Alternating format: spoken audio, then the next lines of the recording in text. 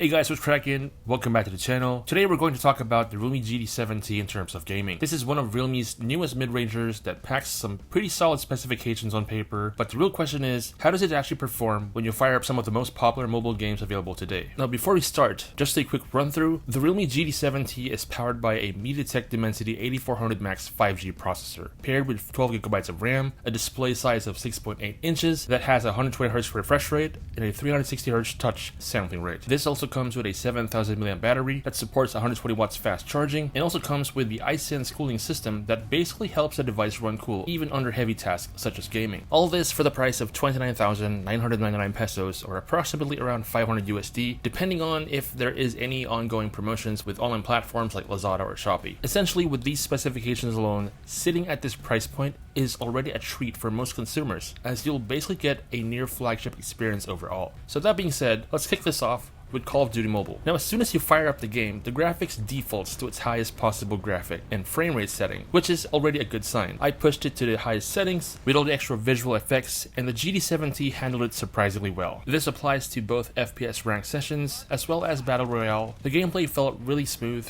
even during heavy action scenes with lots of explosions and multiple enemies on screen, and the touch response was excellent thanks to that 340Hz touch sampling rate. As far as the thermals is concerned, everything was very much well managed. After about 20 to 30 minutes of continuous gameplay, the phone did get warm, but not to the point where it felt uncomfortable to hold. And because of that IceSence feature, it literally just took seconds of no inputs on screen and the device was back to its original state, making it more efficient for me to play for much longer periods. Battery drain was around 8 to 12%, which is solid considering the graphics setting and session length. Overall, for Call of Duty Mobile, this is definitely one of the better performers in its price range. Now, if Call of Duty Mobile is your jam and you're liking what you're seeing so far, feel free to click the links in the description or the tags on this video for the best possible price at your convenience. Next, we've got PUBG Mobile, and just like Call of Duty Mobile, the game would set the settings to the most optimized graphics setting possible, but you can also tweak this and push it even further to what is available, and the GT7T supports it just fine. Gameplay was buttery smooth with a consistent above average frame rate without stutters. The only thing I noticed that made the game feel old was, aside from the fact that this is technically an old mobile game, which was originally released back in 2018. The rendering of the terrain and the map so shows indication of lack of optimization, so this isn't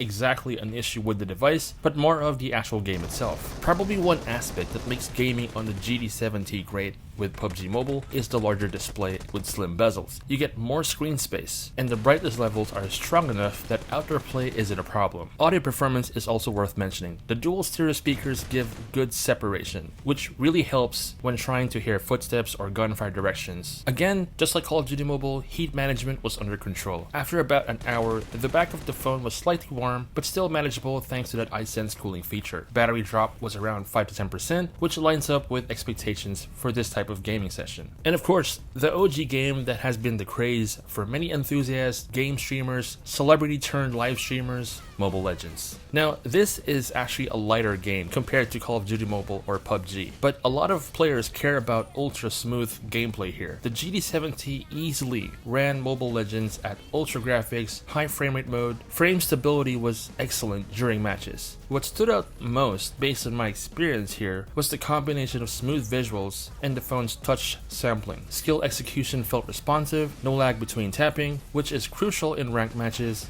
Also, the phone stayed relatively cool throughout, so you won't have to worry about thermal throttling during long sessions. Battery consumption was lighter too, about 8% drop in 30 minutes of continuous gameplay. Though in my honest opinion, Mobile Legends, much like Honor of Kings or other similarly styled mobile games, shouldn't really be used as a means of benchmarking, since there's not a lot of rendering going on as opposed to first-person shooter games. This basically means with the GT7T, this game is just a cakewalk, no stress whatsoever. So with all that said, I firmly believe the Realme GT7T is worth every peso or dollar spent. Arguably one of the most easiest recommendations, especially if you're leaning towards gaming and is not willing to spend the top dollar price tag. While some claims about heating issues, from day one that I got this 2 to 3 months ago to the present time, I've received 3 to 4 software updates which had helped optimize the device and has not had any overheating issues whatsoever, even under really heavy use. Now I'll drop the links in the description on where you can get this for the best price. You may also click on the video tags on this video, and of course let me know in the comments your thoughts on this, and as always, thanks for watching. If you enjoyed it, give it a thumbs up, share with your friends, and don't forget to subscribe to the channel for more awesome content like this. Thanks again for watching, and I'll see you in the next.